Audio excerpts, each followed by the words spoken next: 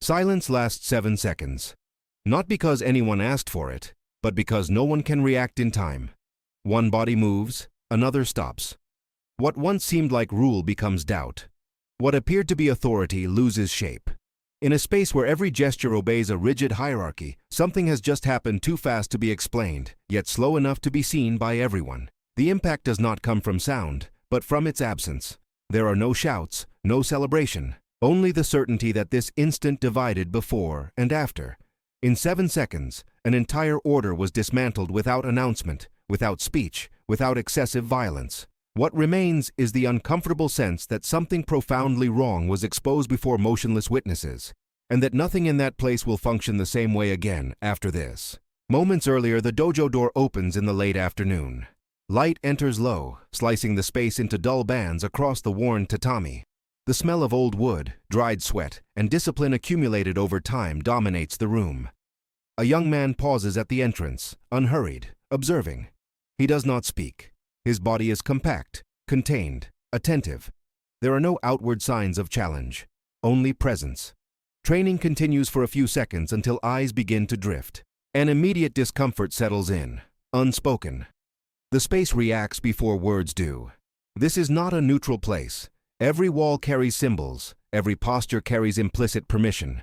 The mere presence of that young man displaces something invisible, as if an unwritten rule had been violated simply by his being there. The instructor approaches without raising his voice. He does not need to. Hierarchy does the work. A short gesture marks the boundary. The message is clear even without elaboration. That space is not for him. Not today. Not there. Not because of something he did, but because of what he represents. The students watch in silence, some curious, others confident it will end quickly. For them, there is no real conflict, only a correction of order. For the young man, the moment carries a different weight. He understands the risk of advancing and the cost of retreating. This is not about training, nor about proving strength. It is about whether or not to accept the place being imposed on him. Time slows. The decision cannot be postponed. The next movement, whatever it is, will have immediate consequences. The dojo occupies a discreet building in San Francisco, away from the busiest areas, as if seeking to preserve its own order, isolated from the outside world. In the early 1960s, that space functions as a closed territory, where tradition is law and adaptation is seen as threat. Wooden walls absorb the sound of impacts, returning only dry, controlled echoes. The symbols hanging are not decorative. They function as constant reminders of who holds authority there. The tatami, marked by wear, carries the memory of countless trainings and silent confrontations. Nothing in that environment was designed to welcome the new. Every detail reinforces continuity, repetition, permanence. It is a place that does not expect to be questioned, much less challenged by someone who does not carry the correct appearance or accepted origin. The students train in organized rows, synchronized movements, serious faces. Discipline is almost military, and the silence between commands weighs as heavily as the strikes. There is pride there, but also constant vigilance. Each practitioner knows exactly where they stand in the hierarchy. This is not just about technique, but belonging. Those who train there learn quickly that respect is not earned solely on the mat, but through conformity to implicit rules. The collective gaze acts as a filter. Those who fit in pass unnoticed. Those who do not become too visible. When the young man remains at the entrance, no training fully stops, yet nothing continues the same.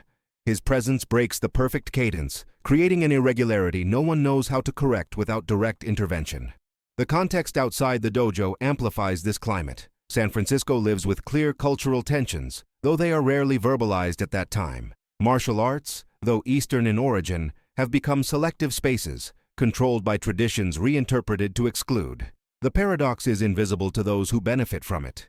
Inside, the idea of technical purity serves as an elegant justification for decisions driven by something else entirely. The young man understands this as he observes the faces around him. There is no open hostility, only silent consensus. He is not rejected as an individual, but as a symbol of something the space is unwilling to accept. The refusal was decided before he ever crossed the threshold. The instructor embodies this system with precision. His posture is firm, confident, shaped by years of internal recognition. He does not shout, threaten, or need to. His body naturally occupies the center of the space, as if the tatami belonged to him. When he approaches, It is with administrative calm, not aggression. To him, the situation is not a confrontation, but an adjustment, a necessary correction to keep order intact. He believes himself protected by tradition, by the group, and by the certainty that nothing there can surprise him. The young man before him does not appear dangerous or urgent, just inappropriate. This mistaken reading sustains the entire sense of security dominating the room in that moment. Bruce Lee remains still, arms uncrossed, head unbowed in submission. His body does not express challenge, but it does not retreat either. The imbalance is evident. He stands alone, simply dressed, without insignia, without students behind him. Facing him, the instructor carries the symbolic weight of the space, reinforced by dozens of aligned gazes at his back. It is not a fair contest. It never was. The entire environment functions as an extension of the antagonism, silently pressuring the situation to end with the intruder's withdrawal.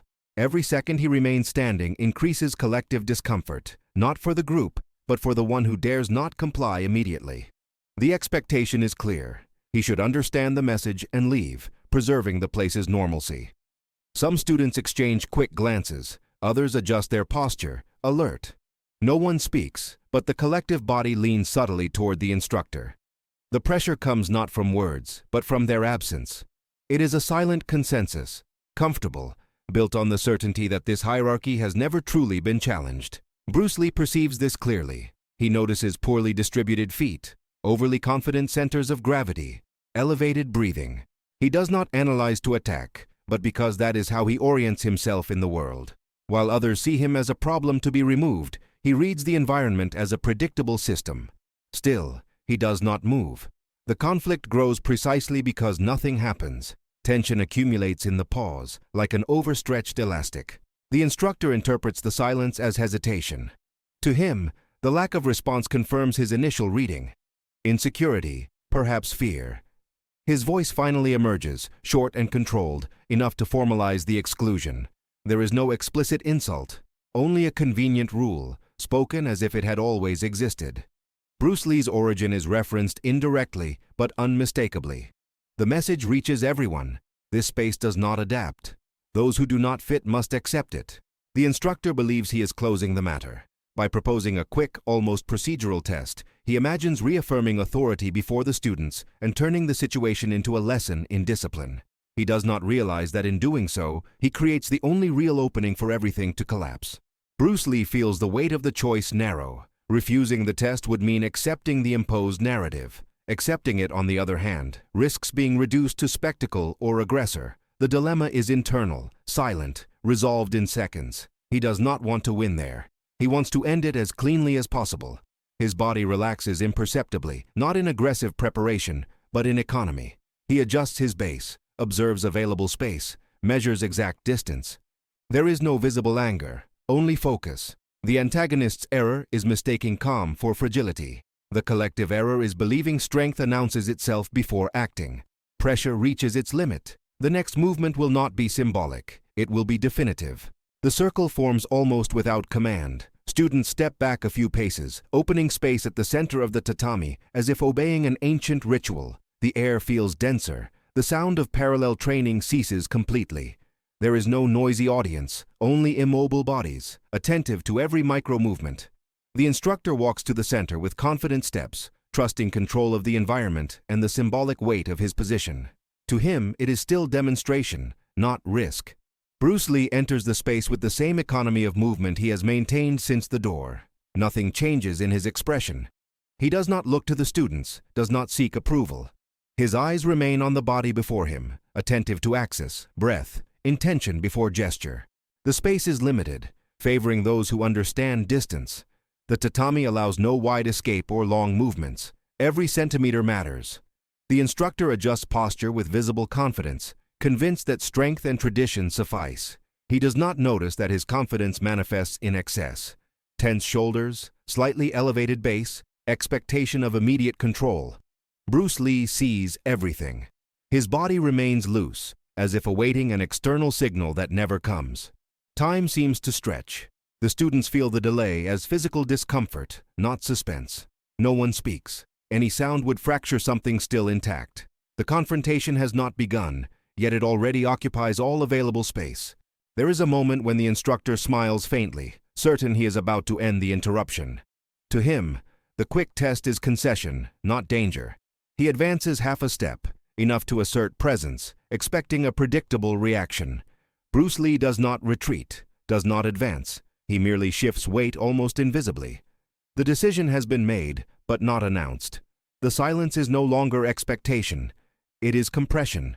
The entire environment holds its breath without realizing it. This is the exact threshold where error solidifies. The instructor believes he controls time. Bruce Lee understands that time belongs to the one who reads first. When movement finally begins, there is no immediate explosion. There is precision. The instructor initiates with mechanical confidence, expecting resistance or direct clash. What he encounters is absence. The body ahead does not respond as predicted.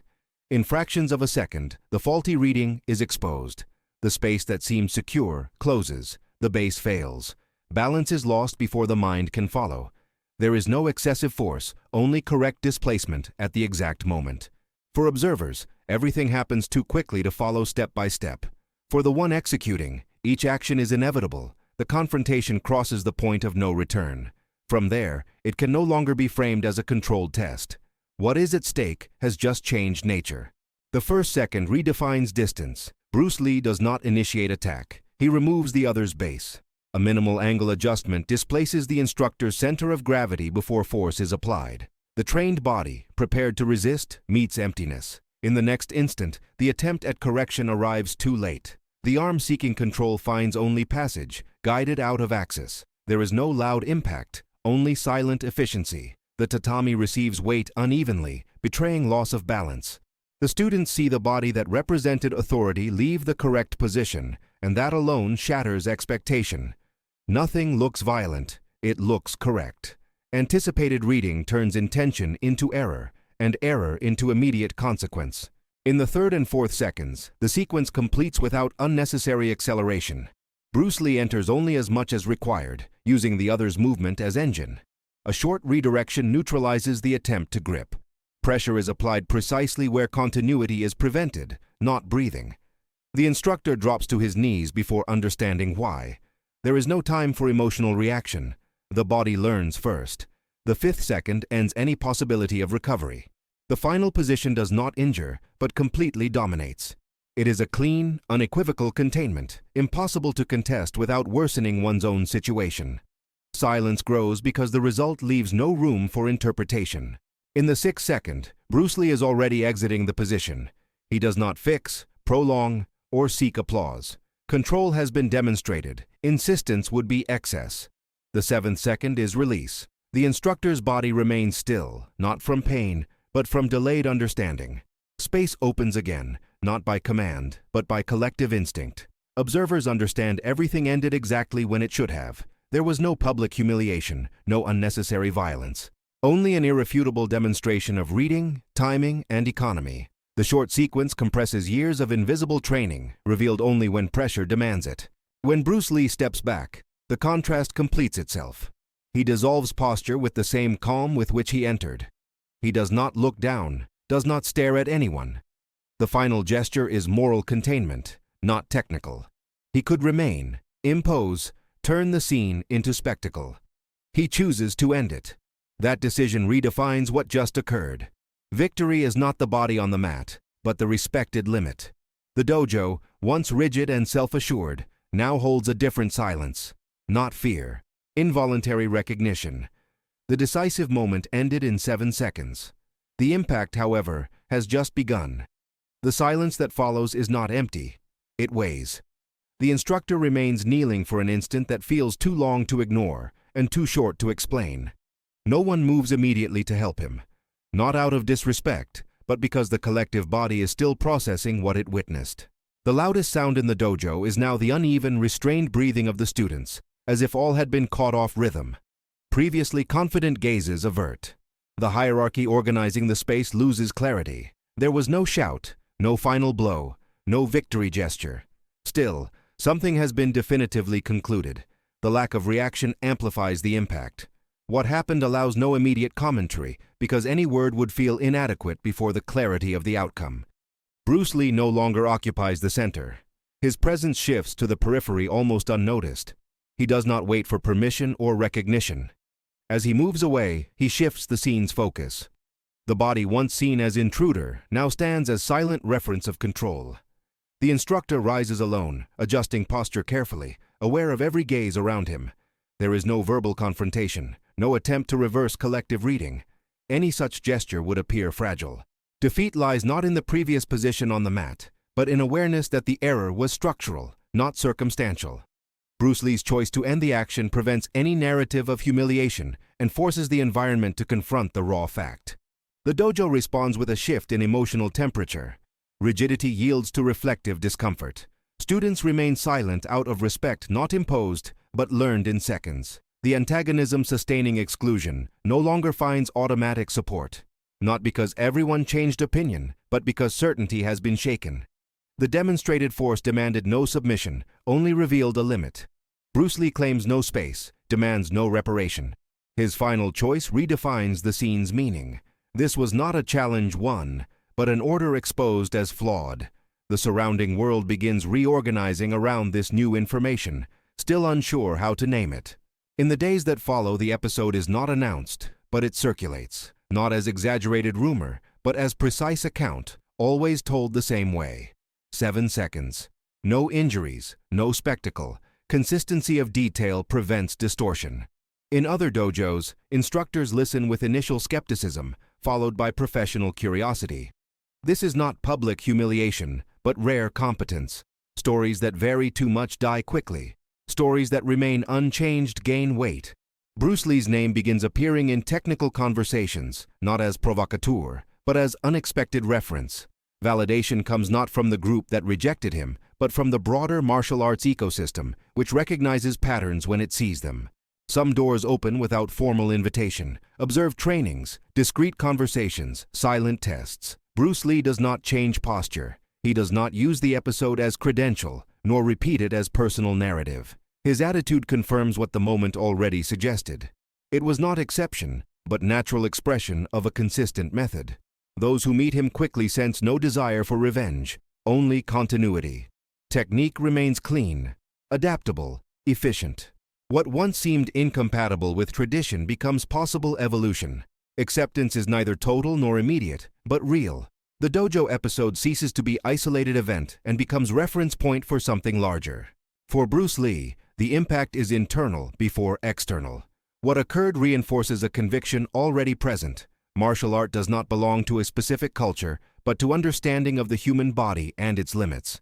The experience confirms that self-control is not weakness, and that conscious restraint transforms conflict into teaching. He carries no resentment from what happened. He carries clarity. The certainty that advancing without purpose is waste.